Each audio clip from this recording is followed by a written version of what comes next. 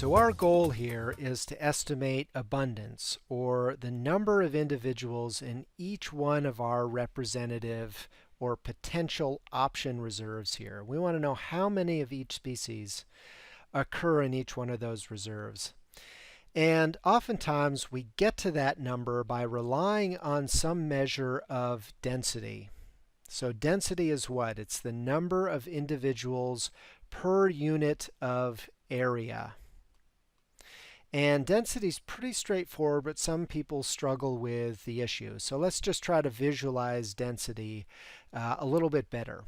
So imagine here we've got a little landscape for our agamas on the left, and that's a landscape that's got 12 different blocks within it, right? So each block we'll say is a square meter. So we have 12 square meters, and in this case we have 6 individuals. So what's our density here? It's simply 6 divided by 12, or 0.5 individuals per square meter. That's our density estimate. So imagine we've got a bigger landscape now, okay, and we've got the same number of individuals. 1, 2, 3, 4, 5, 6. So this is 36 total square meters. And we've got, again, 6 total individuals. So that gives us 6 divided by 36, or a total of 1/6, or 0.17 individuals per square meter. So here we've got a reduction in density. So the larger the area, even if we have the same number of individuals, we have a reduction in density. So we can look at this graphically. Let's put area on the bottom here, and let's put density on this axis. So we see that in this circumstance, as the area has increased, we see a reduction in density. Now what about if we wanted density to remain the same? So let's say we have a constant density value across a landscape, let's say. How would we represent that in this landscape here? If our density is 0.5, we would have 6 individuals here. But how many individuals then would we need in this landscape to achieve that density? Well, we'd need really half of 36, so we need 18 total. There's 6 here, 7, 8, 9, 10, 11, 12, 13, 14, 15, 16, 17, and there's 18. So here we have the same density in 2 different landscapes. When we're trying to estimate the number of individuals in landscapes, we oftentimes, again, rely on a density value. So let's say we're dealing with our agamas, and we know that agamas rely on a particular habitat. They occupy a habitat like a shrubland. And so here we've got 3 different potential reserves, and the green here outlines the amount of shrubland in each one of those reserves. Now, it would be nice to be able to go out and count in each one of these areas the total number of individuals. But we know sometimes we don't have the resources to do that. It can be very costly to do that. It can be quite impractical. Maybe not so bad for agamas, but if we're interested in snow leopards, for example, that could be quite a challenge, right? I mean, how would we go out and estimate the exact number of this cryptic species in 3 big blocks across the Altai Mountains? Very challenging. So oftentimes we rely on a density estimate that might have come from an in-depth field study, and we use that density estimate times how much habitat we've got in an area to arrive at what we think might be the number of individuals in that particular area. So let's say we're dealing with agamas again, and we know that there are 0.5 individuals per square meter, right? That is our estimate of density, maximum density. And again, we might have gotten that from some sort of field study under optimal conditions. We know that they can reach that density, and that's kind of their max out density. And then we know, let's say in this first reserve, that we have 10 square meters of their preferred shrubland. So we might have gone out and mapped our potential reserve. We might have used some kind of satellite map or some even hand-drawn map of habitats and figured out that there's 10 square meters of that habitat. So, based on this field study and what we've been able to, the information we've been able to gain on amount of habitat, how many individuals then are there, at least that we estimate in this reserve? Well, it would simply be 0.5 times 10. So we would estimate what? That there are 5 individuals in this particular reserve. That's our estimate. How about in this reserve? Let's say that there are 20 square meters here. So that would be our density estimate times 20 gives us 10 individuals here. And lastly, let's say there's 6 square meters in this particular reserve. So 0.5 times 6 gives us 3 individuals occupying this reserve. Now remember, these are estimates based on what we know about density and based on what we know about the amount of habitat out there. So we use those two values to really extrapolate this number. So we can do this over much broader landscapes to yield some estimates of abundance. Now I have to say though that this relationship between density and amount of habitat can be a little bit more complicated. And there are two issues that I will bring to the forefront. The first one here is that we know that a lot of species really need a minimum amount of habitat in order to occupy that landscape. So to give you maybe a dramatic example, if we offered 10 square meters of preferred snow leopard habitat to snow leopards, would they be able to occupy that particular area? Probably not. Snow leopards need a lot more than just simply 10 square meters of their preferred habitat. They have big ranges, right? So 10 square meters is not going to cut it. We may need, 100 square kilometers even in order for the species to occupy that landscape. So with that said, there's some sort of threshold value, some sort of threshold amount of habitat that needs to be available before the species can occupy that landscape. So there's a minimum amount required. Secondly, we know that species oftentimes exhibit different levels of sensitivity to the amount of habitat. So some species are really sensitive to habitat and others are not. And I say that with respect to density. So for some species like agamas, you start out and boy, agamas just need a small amount of their preferred habitat before they shoot right up to their maximum density. But other species like snow leopards, for example, are very gradual in their response. In other words, once you meet that minimum amount of habitat required, as more habitat is added, they don't shoot right up to their maximum density. It takes a little time. They're a little more sensitive to the amount of habitat out there. So I'm going to switch over now to an Excel spreadsheet, and there's a pretty abrupt change in color here, so watch your eyes. But my hope is that this might highlight these two issues a little bit better and a little bit more concisely. Okay, so here is a graph, and this graph here has on the axis here, it's got density.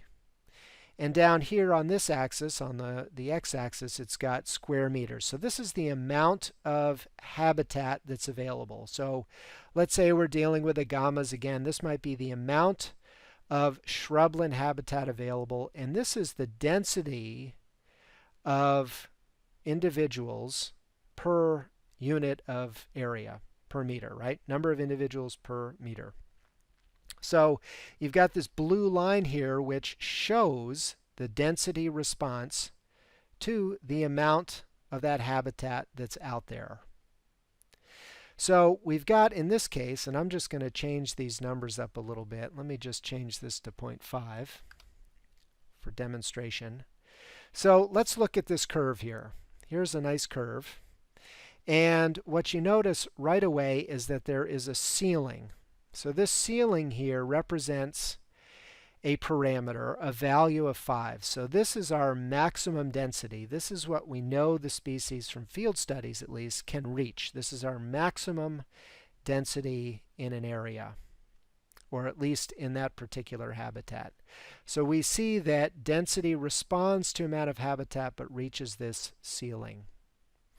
We then also know again that there is some minimum habitat requirement, and you can see that expressed in this graph too. So if you look down here at the bottom, we've set this value to 400. In other words, as habitat is accumulated in an area, we don't see any response in terms of density until 400 is reached. And when 400 is reached, then the species starts to respond. And it responds pretty abruptly until it reaches its ceiling here. So this is our minimum threshold, and we can change this around a bit. We could say, oh, how about 300? And you can see that this line is shifted from 4 to 300. We could shift it to 100, and you can see the line has shifted to 100. So that's where we start to see a response. And furthermore, if I change our maximum ceiling value, or our maximum density, you see also that that'll change. I've gone from 5 now down to 3. I could change that to 4, in fact. And you see now that sort of response. So let me go back to 5. And I want you to notice now with this particular line that it is not, in fact, a line, but it's actually a curve. So it's a curved response.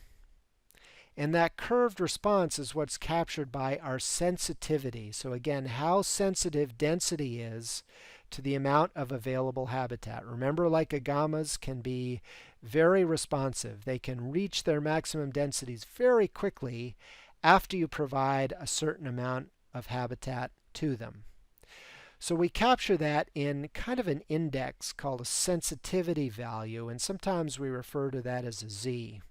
And that's not arbitrary, but it's a user set value that oftentimes will range from 0 to 1. So it's a value that we might have obtained or estimated from field studies or on what we believe the sensitivity of the species is. So let me show you how that works.